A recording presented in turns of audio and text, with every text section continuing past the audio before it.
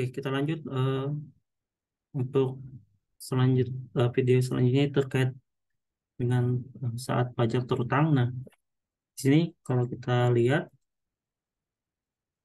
saat pajak terutang dengan menentukan kapan faktur pajak harus diterbitkan, menentukan kapan PPN harus dilaporkan, kapan PPN harus dilunasi.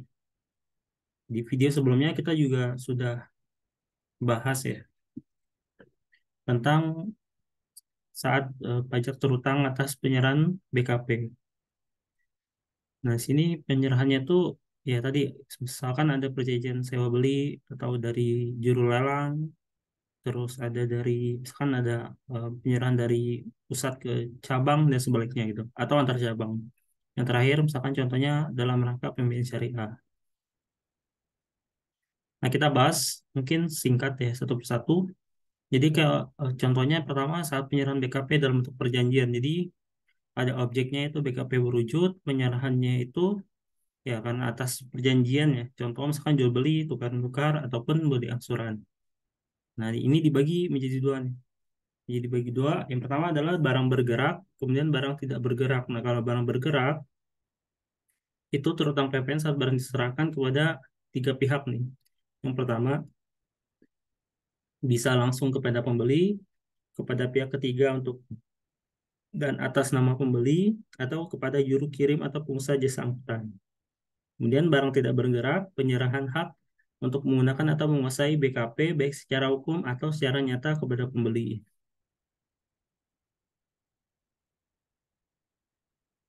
Nah, ini mungkin contoh-contoh penyerahan. Nah, kalau untuk sewa beli dan leasing, nah, jadi dilihat nih terutang PPN saat mana yang terjadi lebih dahulu antara perjanjian yang ditandatangani dengan permintaan penguasaan secara nyata. Contohnya di sini, ini ada real estate ya, PT Graha Pratama tanggal 20 Maret 2015. Dia menutup perjanjian sewa beli satu unit rumah seharga 650 juta dengan sewa 5 tahun. Nah, di sini ada informasi bahwa harga sewa yang pertama diterima pada saat penandatangan surat perjanjian, ada kesempatan juga kunci diserahkan kepada pihak kedua yang terkait perjanjian sewa beli. Jadi di sini ketika dia sudah ada penyerahan, maka penyerahan sorry, dia belum ada penyerahan tapi sudah ada penandatanganan dan sini yang diserahkan adalah kuncinya, walaupun nanti apartemennya dalam case ini 5 tahun ke depan nih nanti. Nah, ini termasuk ke dalam eh, kategori PPN, terutama PPN. Terus mau apa ya? 9. Oke. Nah, ada lagi saat untuk perantara lelang. Intinya yang perantara lelang ini bagi dua, yaitu kepada pedagang perantara, kemudian penyerahan kepada juru lelang. Nah, kepada pedagang perantara itu saat penyerahan dilakukan. Di sini diambil contoh PKP penjual ini nanti menyerahkan barang kena pajak ke pedagang perantara. Nah, di situ sudah mulai terutang PPN. Dan kalau pedagang perantara ini menyerahkan ke pembeli itu juga terutang PPN. Nah, untuk juru lelang ini intinya adalah dia diserahkan oleh juru lelang kepada pemenang lelang. Nanti dari PKP penjual menyerahkan BKP-nya ke juru lelang. Nah, tapi di sini belum belum terutang PPN. Terutang PPN ya saat juru lelang memberikan kepada BKP ini kepada pemenang lelang. Kemudian untuk saat penyerahan BKP, nah di sini penyerahan ada 5 ya. Yang pertama, kalau misalkan aktivanya yang semula tidak diperjualbelikan dan kemudian ada persediaan yang masih ada dalam konteks pada saat pembubaran perusahaan atau likuidasi yang terjadi lebih dahulu, nah itu yang dipakai. Jadi ada 4 kondisi. Yang pertama, ditandatangani akte pembubaran, berakhir jangka waktu berdirinya perusahaan sesuai akte, tanggal penetapan pengadilan, hasil pemeriksaan diketahui perusahaan sudah dinyatakan dibubarkan. Jadi dari 4 aspek itu mana yang lebih dahulu? Kemudian dari dua ini ada tiga lagi ya, perubahan bentuk usaha, penggabung usaha, dan pengalihan seluruh aktiva perusahaan. Perusahaan bentuk usaha, ya, intinya adalah pada saat ditandatanganinya akte notaris. Nah, di sini saat penyerahan BKP tidak berwujud, ya BKP tidak berwujud saat terjadi lebih dahulu nih, mana dinyatakan sebagai piutang, penagihan, pembayaran sebagian atau seluruhnya. Masuk nanti kalau misalkan ada uang muka ya, uang muka 40% misalkan, atau 20%. Nah, itu sudah dikatakan mulai terutang PPN. Yang kemudian yang di sini juga konteksnya adalah apabila ketiga kriteria tidak diketahui, ya jadi kita nggak tahu nih, ya jadi tiga kriteria ini masuk yang mana. Nah, maka itu kita balik lagi ke kontrak. Jadi saat kapan kontrak ditandatangani. Nah, untuk yang penyerahan jasa kena pajak, untuk konstruksi dan jasa kena pajak lainnya, kalau misalnya kita lihat antara konstruksi intinya adalah karena dia sistemnya termin, mana yang lebih dahulu nih antara penyerahan dengan saat pembayaran diterima. Biasanya kalau konstruksi penyerahannya itu biasanya di akhir gitu. Biasanya. Maka yang part ketika dia menerima termin itu sudah terutang PPN. Tapi ada juga mungkin yang dia penyerahannya itu di awal. Nanti pembayarannya di akhir, tapi jarang sih.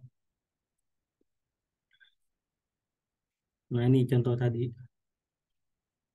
Kalau konstruksi misalkan 20%, oh ada uang muka 10%, 20%, 50%. Nah, progresnya kan sampai September itu 80%.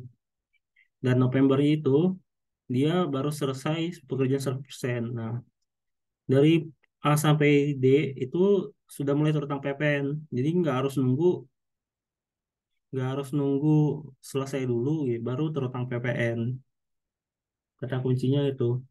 Nah, tapi kalau misalkan di untuk poin F dan G, kadang ada yang piutang yang masih belum dibayarkan gitu. Dibayarkan oleh owner ke perusahaan konstruksinya. Nah, di sini pembayaran tahap 4 dan 5-nya itu kan setelah bangunan diserahkan, tapi ada sisa piutang.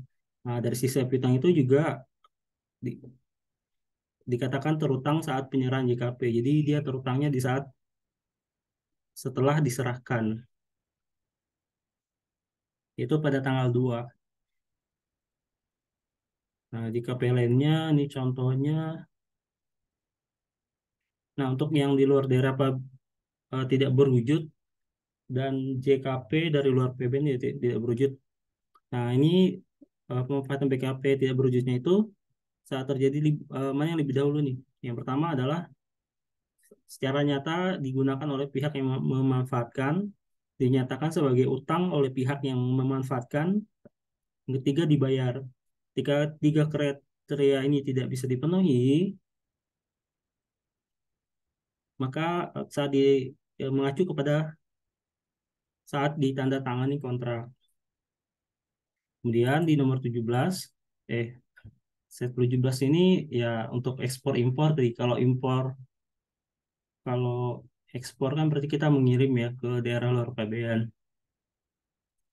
Ekspor kita tetap terutang PPN tapi dengan tarif 0% tadi. Tapi dan ada pengecualiannya tadi, ada beberapa aturan. Nah, untuk impor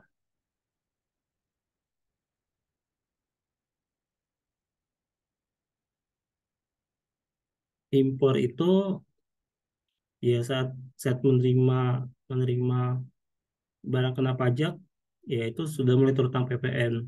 Nah, tapi di sini ada keterangan bahwa tidak dipengaruhi kapan bayar. Nah, untuk ekspor ini ekspor jasa yang dikenal PPN, jasa maklon, perbaikan dan perawatan, jasa konstruksi.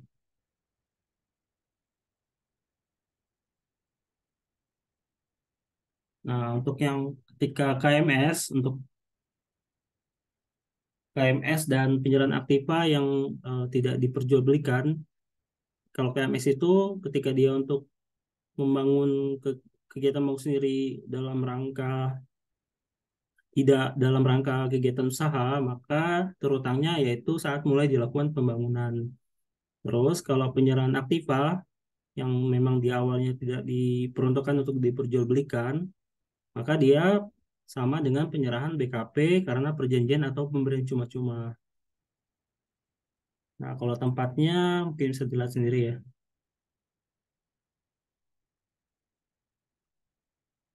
Kalau membangun sendiri contohnya tempat bangunan didirikan dalam impor ya tempat dimasukkan ke dalam daerah pabean. Ini untuk orang pribadi. Jika dia ada penyerahan BKP atau JKP, jika dia tidak, ya, kalau nggak ada ya mungkin dikukuhkan di tempat gen usaha. Tapi kalau ada ya dikukuhkan di Tebet. Ini kalau untuk badan ya disesuaikan di tempat kedudukan atau tempat kegiatan usaha. Nah, di sini kalau tempat pajak utang tuh bisa apa ya mempunyai lebih dari satu tempat wajib pajak terutang dalam satu wilayah kerja KPP.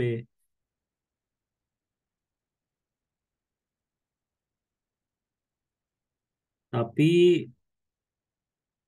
syaratnya harus memberitahu KPP gitu. Jadi bisa aja misalkan kalau sini kan bilang PKP wajib memilih salah satu tempat. Jadi emang emang wajib untuk bisa memilih salah satu untuk tempat pajak terutang gitu.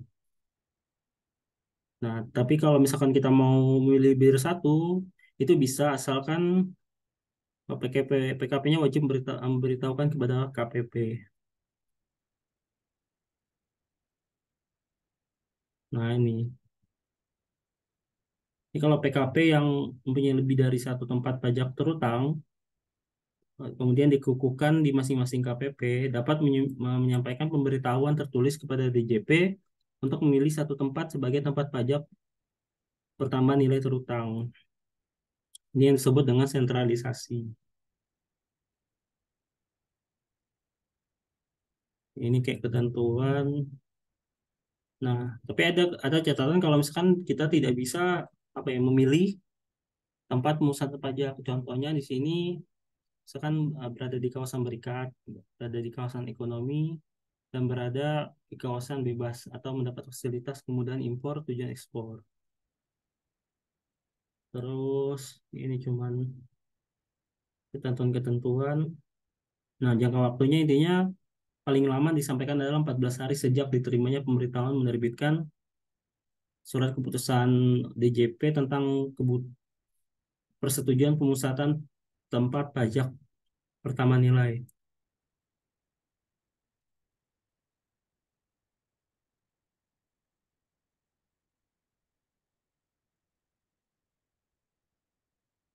Sebelum pemusatan. Nah, di sini ada catatan bahwa untuk keputusan persetujuan pemusatan tempat pajak pertama nilai terutang berlaku selama 5 tahun sejak tanggal surat keputusan Direktur Jenderal Pajak tentang persetujuan pemusatan tempat pajak pertama nilai terutang. Jadi ada masanya gitu 5 tahun. Dan dia memang berlakunya itu saat surat keputusan DJP Direktur Direktur Jenderal Pajak tentang pemusatan tersebut itu diterbitkan. Nah, itu sekian untuk video kali ini. Jadi kita akan bahas faktor pajak di video berikutnya dan terakhir untuk mengkreditkan pajak masukan. Baru karena kita topiknya ini ya kita baru sampai di bab PPN memang lumayan panjang. Ini dirasa sudah cukup. Nanti baru kita masuk ke ini nih, pengertian dasar manajemen pajak, terus pemilihan sumber pembiayaan. Yang ada dua, masuk nanti tes tax planning ya. Oke, ada berapa bab? 6, 15, 14.